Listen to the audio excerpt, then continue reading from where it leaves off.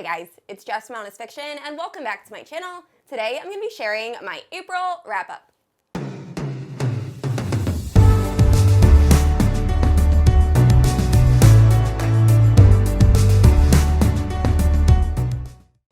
Alright guys, so April was a crazy reading month for me. I ended up reading 20 books. I did have one DNF, and some of the books I read were 5-star reads, and they are books that I just can't stop thinking about. They're probably going to be my favorite books of the year, and then I also read a couple duds.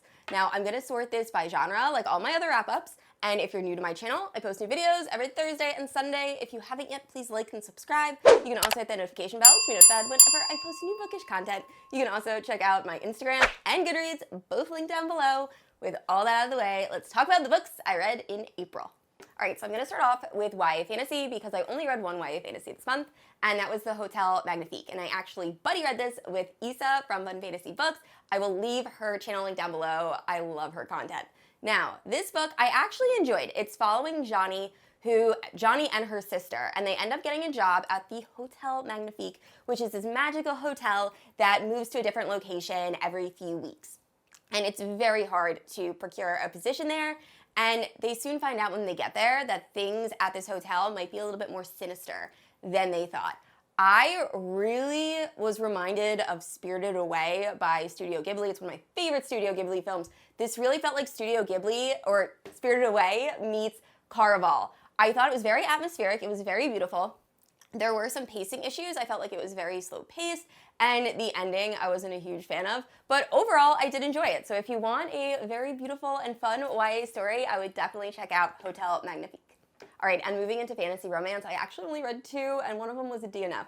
So the one I DNF'd was The High Mountain Court, and this had nothing to do with the book. I was very much enjoying it. I got almost halfway through. It's following this witch, and she has been hiding her powers because of this event that took place in the very beginning of the story. And a fae realizes what kind of witch she is and takes her captive, and it needs her in order to do something. Unfortunately, I didn't get far enough to figure out what that something was. I was enjoying this. It was very fun. I just wasn't in the mood for a fantasy, and that happens sometimes. So I ended up switching to dark romance. Most of the books on this list are contemporary and dark romance books, just so you're aware. But overall, I did enjoy this. I think it did have a lot of similarities to McIntire from what I read, but it still felt unique. So I would still give this a shot. I'm hoping to pick this up again at some point in the summer. Alright, and the only other fantasy romance book I read this month was The Unseelie Prince. So I thought this was fine. It's following this witch who ends up being tricked by the Unseelie Prince to live with him in his maze. So this Unseelie Prince is trying to become king of the entire Unseelie area, and I think it's all of the Fae worlds, and he needs to marry a human woman, and I believe he also has to kill her. It seemed kind of unclear. But anyway, he takes this witch hostage, and he makes a deal with her that if she can figure out her way out of the maze, he will let her go. So obviously, fantasy romance, they end up forming a connection, but I wasn't a huge fan of the writing. I honestly had to go back and kind of skim through my notes about this book. It was a little bit forgettable, but it was fun while I was reading it. I was enjoying. I don't know if I'm going to go back and pick up more in this series, but overall, it was pretty good. So if you want a very fun and light fantasy romance that was a very quick read, I would pick this one up. Alright guys, so moving into dark romance, I think I'm going to break this up into 2 parts. So I'm going to do dark romance, and then I'm going to have like forbidden taboo romance. So the first book I read, actually this is the first book I read in April, was It Ain't Me Babe, and this is by Tillie. So this is a motorcycle club. It's the first book in a motorcycle club series by Tillie. I've only read the first one. This is dark. So I was kind of expecting something like the Fallen Men series. No, much darker. This is following Styx and Salome. So Salome is this young girl that's grown up in a cult, and it was a very abusive cult, especially towards women, and she's just grown up completely isolated and only knows what the cult has taught her. So then you have Styx, who kind of grew up exactly the opposite. He grew up in a motorcycle club. I think his father was the president, and he actually has a speech impediment and almost mutism. So he doesn't really talk, but he ends up becoming, I think, one of the top leaders of this motorcycle club. And he actually met Salome through a fence when he was much younger. So they've both kind of grown up knowing about each other and thinking about each other. And then one day, Salome is able to escape the cult, and she ends up being found by Styx, and the story kind of progresses from there. Like I said, really, really dark. I am going to continue with this series. There are some characters that are introduced in this that are going to be the main characters in the later books, and there's one character in particular I really want to read his book. So, highly recommend. I might vlog reading a few. I'm kind of getting back into vlogs now, so we will see. But overall, if you want a really dark motorcycle romance, I would pick this up. And next up, we have a mafia romance, and it is Promises and Pomegranates by Sav R. Miller. So this is following Elena and Cal. Elena is the daughter of the head of the Boston Mafia, I believe, and Cal has been her bodyguard for the last few years. Now, Cal is a doctor, and he's a complete psychopath. So the Mafia kind of uses him as a hitman, and him and Elena have a little bit of a history. So he forces her to marry him in the very beginning of this book. Love that trope, and it goes from there. Now, this is being called a Hades and Persephone retelling. I don't necessarily agree with that. Everyone's entitled to their own opinion. Besides, there being mention of Elena using pomegranate shampoo and having a pomegranate tattoo, and I believe Cal calls Elena his little Persephone. It's not Hades and Persephone retelling. However, I still thought it was really fun. I really enjoyed it. And if you like that psychotic bad guy, but he'll do anything for his girl trope, I would check this out. And next up is Scarred by Emily McIntire. So this is the second book in the Disney Villainous series, starting with Hooked, which I loved. Peter Pan retelling, really spicy, really good. So this is a Lion King retelling, and I think I made the mistake in another video saying it was probably going to be essentially Hamlet. This felt so Lion King, and I loved it. I loved all the nods to the movie. They had the hyenas, the names, instead of Sarabi, it was Sarah B, and just, they did such a good job. So that was my favorite part of this book. Unfortunately, I didn't love the story quite as much as I loved Hooked. So this is following Tristan, who is the prince. His brother, who I forget the name of, is king. And then Sarah B has been victimized by this king. So she has been training kind of to be an assassin, and she is going to go and pretend to fall in love with the king and then kill him. So that's her plan, and then soon Tristan and her meet. Tristan is definitely like the dark character. I would check trigger warnings. I believe there's a few things that might trigger some people in this book. Overall, it was fun. I just didn't love it. I didn't feel the romance quite as much as I felt with Hook and Wendy, but still a really good read, and I cannot wait to read Wretched by this author. I think it just came out, and I'm so excited. So definitely check the series out if you haven't yet. All right, so moving into forbidden romance, all of these books are taboo. They feature the age gap trope or student-teacher trope, and I ended up enjoying a lot of these books this month. So the first one is Praise by Sara Cate. This was getting a lot of hype on TikTok, and I ended up really enjoying this. So this is following Emerson, and him and his friends realize that there is no safe place for people who have certain kinks not to be judged. So they create this app, and that app evolves into an entire club. So he is very successful. Unfortunately, it has estranged him from his son, which is why when his son's ex-girlfriend shows up at his office, Emerson believes that Charlie is actually a submissive because Emerson's into the praise kink. Luckily for him, Charlie's kind of into it, and it goes from there. So this is your ex-boyfriend's dad trope, and really spicy. I loved this. This was like somewhat similar to Birthday Girl, just make it like super, super spicy. I ended up reading this in one sitting, and I believe there's gonna be 4 or 5 books in this series, all following the heads of this company and their different kinks. So it's gonna be so fun. I believe the second book has already come out when I'm filming this, and I can't wait to read it. So if you want a spicy Birthday Girl, definitely check this one out.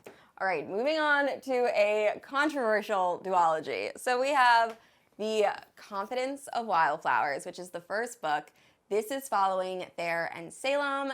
Salem is a high school girl who's currently dating this guy working in her mother's shop, and she just doesn't really know what she wants to do with the rest of her life after she graduates. She also had a very troubled past. She was abused by her father, and her father has recently died.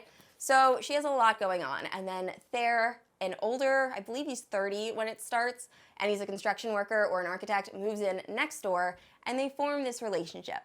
I loved this book. I thought it was so good. It does feature cheating, and I feel like that's why it's getting a lot of negative attention. And also, there is a very upsetting scene that happens towards the end of the book. So definitely check trigger warnings. It's not going to be for everyone, but I really enjoyed this. I loved Thayer and Salem. I loved their relationship. I thought the pacing of this book was done very well. I was never bored. And as soon as I finished this book, I had to jump into the next book, The Resurrection of Wildflowers. So this I actually listened to on audio.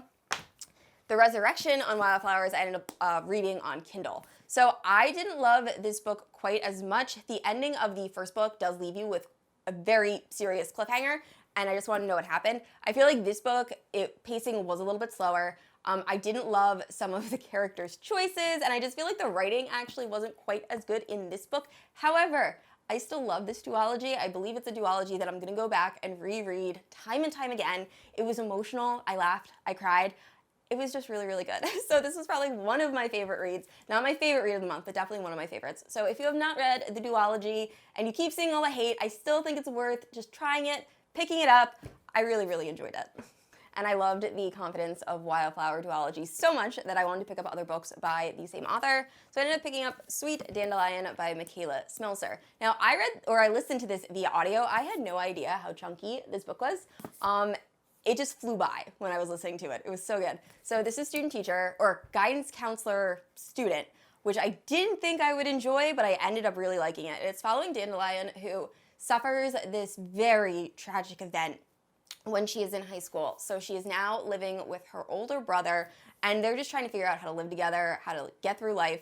And when she goes to this new school, she has to report to a guidance counselor every day after her lunch period. The guidance counselor is Lachlan, and he is this 30-something, very attractive man, and they end up forming a relationship. Now, like I said, did not think I was going to enjoy this. I work in the child study team in a school, so right away when I heard the synopsis, I was like, oh, this is going to be odd. But I really ended up enjoying it. I loved Lachlan, I loved the story, and it was really good. And besides the student teacher, it's really about Dandelion healing and trying to recover from what happened in the very beginning of the story. So if you like student teacher trope, I highly recommend picking this one up. All right, and next up I read Lessons in Sin by Pam Godwin. So if you watched my March wrap-up, I talked about how I tried reading Priest, and I did not like it. I think I ended up DNFing it by Sierra Simone, but I wanted to give Lessons in Sin a shot, and I'm so happy I did. I really love everything Pam Godwin puts out, and this is following Kingsley, who in the very beginning of the story, her mother drops her off at this all-girls Catholic school because she says her daughter is unruly. Really, she just doesn't want to parent her kid. And when she gets there, she meets Father Falk, and he used to be a millionaire, but has now changed his lifestyle and is the head of this all-girls Catholic school, and they form a relationship. I will say this was probably my least favorite of all of the books I read by Pam Godwin. However, it was still really good. So if you like Pam Godwin's writing and the way she writes her like darker, spicier scenes, I think you will love this. Highly recommend, and so far it is my favorite like priest romance. All right, the next three books are all by the same author. I went down a Carian rabbit hole, and oh my goodness, I love her books. So the first one was Torn, and this is age gap, godfather, goddaughter. I'm not sure how I feel about this one. It's following Torrin and Mackenzie, and Torrin's best friends ended up having Mackenzie when they were 15. So Torrin is really grown up, helping to raise this little girl. He taught her how to ride a bike. He was there to babysit her, and she's always really looked up to him until she's about to graduate high school. I believe she's 17 when they kind of start a relationship. And I'm not sure. I still don't know how I feel about it. I love their romance. I do. I liked their story. But the way this book was done is there's kind of flashback scenes as they're falling in love. So they'll be kissing and having this very romantic moment, and then it'll flash back to Torrin teaching her how to ride a bike or helping her scraped knee. And it was a little too taboo for me. But I did, like I said, I did enjoy the story. I think I ended up rating it like 3 stars on Goodreads. So immediately after finishing Torn, I read Tide by Carian. So this is actually the second book in a series, but it felt completely different from the first book. These books are night and day. Tide was so much darker and just starts off with a very intense scene. So Tyler is the brother of the main character in Torn, and he was in a very horrible accident where he was burned severely, and that's really just like disrupted his entire life. I believe he was in high school when this happened, and then he just went down a dark path and ended up getting in another accident, and he just has now become kind of reclusive and stays in the woods and stays away from people in general, and he doesn't really talk at all or use his voice. Well, in the very beginning of the story, he's walking through the woods, and he finds this girl that's kept in this hole, and she's malnourished and she's scared, and we find out that she was abducted when she was 5 years old and kept by this terrible person. And the story goes from there. It's really about our main character's healing. I wouldn't even classify it as a romance, but this is much more about these two people trying to find comfort in each other after going through the things they've gone through than them like slowly falling in love, which they do too, but I think you guys are getting what I'm saying. But overall, I did really enjoy this. Definitely check out this series. I really hope there's more books because there are other characters in this series that I would love to read their novels. So overall, very enjoyable reads. All right, and the last book I read by Carian was No Tomorrow. This was probably my favorite read of this month, and I'm gonna change my rating on Goodreads. I think I gave it a 4.5. I'm gonna bump it up to 5 because I just can't stop thinking about this book.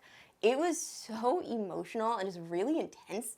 It is following Piper, and she's just working at this very mundane job. She's not very happy with her life. It's just kind of boring. And she meets this guy who's playing guitar at a park, and he has long hair, he's covered in tattoos, and he's super mysterious, and they kind of hit it off. And then she realizes that he is in fact homeless, but that doesn't stop her from pursuing a relationship with him, and it's their story. This was so good. It is a very, very long book, and I almost read this entire book in one day. I just couldn't stop reading. I needed to know what was going to happen with these characters, and there was really never any huge lulls in action. For such a long book, I was expecting for there to be parts that I wasn't really engaged, and I didn't find that at all. The only critique I have, and this actually might have a lot to do with my career, and that's why, it might not. It might be obvious to everyone, but very, very early on, I realized what was kind of going on with one of the characters, which made me so frustrated with another one of the characters and the choices she was making. So I did find myself very angry with the main character a few times, but also if a book can make me angry, I feel like they did a good job. So overall, highly recommend if you've been afraid to pick this book up, do it. It's so good. All right, and last up for Forbidden Romance, we have Misconduct by Penelope Douglas. So this is following Easton, who used to be a very famous tennis player, but now has switched and gone into teaching. So she is a very young teacher, and when she goes to a social event, I believe in New Orleans, she meets Tyler, and he is this very well-renowned businessman, very rich, and they really hit it off right away. Unfortunately, when September rolls around, Easton ends up having Tyler's son in her class. So they try to not form a relationship, they try to kind of back away from each other, but the chemistry is just too electric, and they end up kind of sneaking around and forming this relationship. Now, this is not my favorite Penelope Douglas book by far. This is probably one of my least favorites.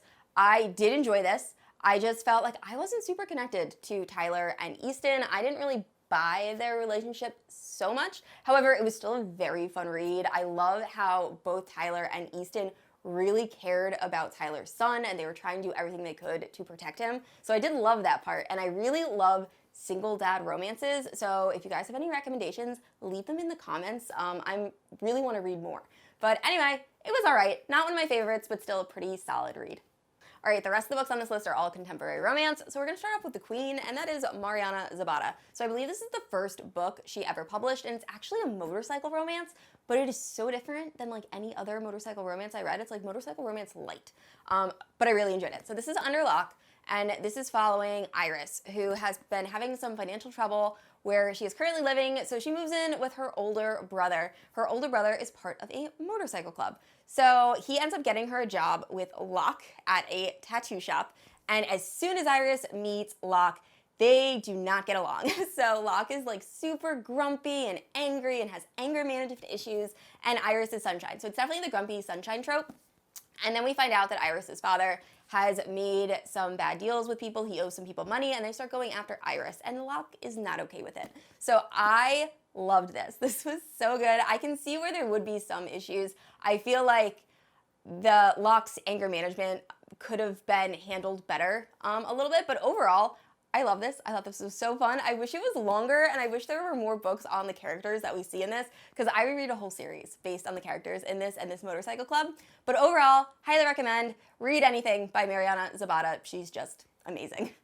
All right, so next up I read 2 Colleen Hoover books. The first one is Heartbones, and I've never gone from hating to loving a book so quickly. So Bea, in the very beginning of the story, mother ends up ODing and dying. So Bea decides to move to Texas to be with her estranged father, who she has no communication with. So when she gets there, she doesn't even tell her father that her mother's dead. And she's just trying to figure out what she's going to do until she goes to college. So it turns out that her husband has married this very rich woman, and they're living on this like beachside property. And across the street is Samson. And Bea and Samson both realize they have this inner connection, and they're both troubled and kind of dark. So it starts off very like angsty, felt very YA. But as the story progressed, I love Samson and Bea. It was just so good. And the ending of this book, this is one of the Colleen Hoover books that the very ending made me cry. So highly recommend if you have not picked this up yet. It is really, really good.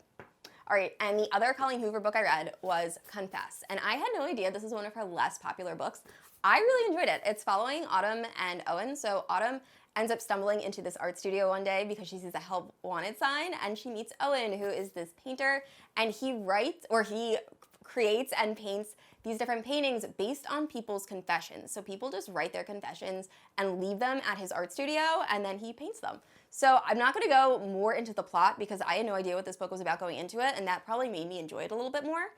But overall, this was really fun. Similar to November 9th, I didn't like the very, very end of the book, but everything before that, I really enjoyed. So if you've been seeing a little bit of hate for this book, I still would pick it up, give it a try. If you like Colleen Hoover, you're probably going to enjoy this.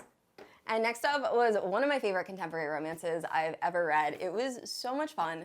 And that is Things We Never Got Over by Lucy Score. So I actually listened to this on audio, and I also had no idea how long this book was until I got the physical copy. I listened to this in one sitting.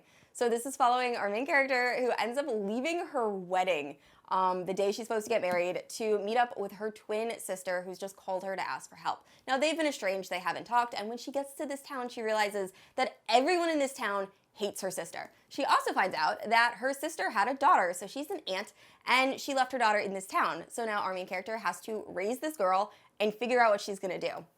Now, Knox is this grumpy millionaire who happens to live in this town, hated our main character's sister just as much as the rest of the town, and they kind of form a relationship. He ends up giving her a place to live, and it goes from there. Super grumpy sunshine, and I love this. It was just so much fun. The humor in this was really, really well done. I feel like I don't typically find myself laughing out loud, and there were moments in this book where I was full on like laughing. So highly recommend. Really fun story, and this feels very much like rom-com, but then it has some very suspenseful moments towards the end. So highly, highly recommend. All right, this next book, this is gonna be a little bit of a controversial opinion.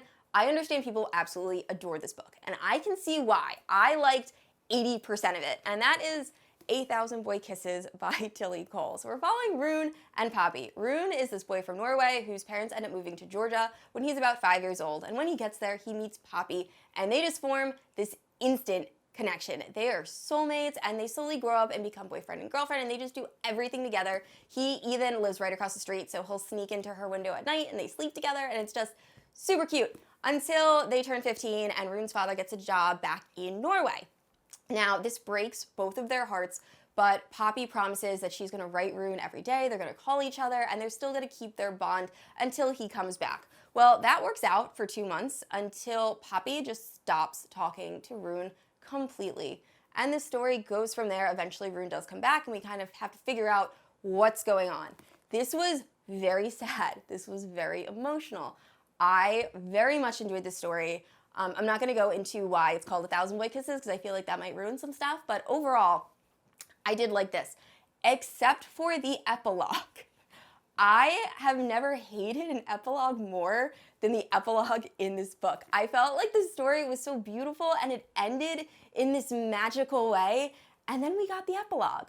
So if you take the epilogue out of this book, I would probably rate this 4 stars, but with the epilogue, 2, maybe 3. I just absolutely hated it. I'm sorry for those who love it. Once again, everyone's entitled to their own opinion. I'm just letting you guys know mine. But yeah, so I wasn't a huge fan of this. However, if you want a book that's gonna make you cry, that's really emotional, I would still give this a shot. All right, so last up I read The Simple Wild by Cate Tucker, and this is following Cala, who, when she was a very young baby, her mother ended up leaving her husband. They lived in this very isolated part of Alaska, and the mother just didn't want that for herself or her daughter. So Calla has grown up with no connection with her father. They're estranged until one day she gets a phone call from one of her father's friends saying that her father has a terminal illness, and if she wants to connect with him, she needs to do it now. So Calla, who I believe was just laid off from her job, ends up flying to reconnect with her father. And when she gets there, she meets one of her father's employees, and Grumpy Sunshine, so good. He's a pilot. And I really did end up enjoying this. It was a very emotional read. It was very nice seeing Callie reconnect with her father and rediscover Alaska, which is where she was from. And then the relationship she has with the love interest was so fun to read about. So I very much enjoyed this. I will be picking up more books in the series. Unfortunately, according to Goodreads, the rest of the books in the series don't have the best reviews, but I like this enough to still give it a shot. So I will let you guys know, probably in my May wrap-up, what I think of the rest of the series. Alright guys, that's it for my April wrap-up. Thank you so much for watching. I know this video was super long. Please let me know down in the comments below if you have read any of the books I mentioned, which ones are your favorites, which ones didn't you like. I love to hear what you guys think. Now, I said this already, but I post new videos every Thursday and Sunday, and if you haven't yet, please like and subscribe. I will see you all next week.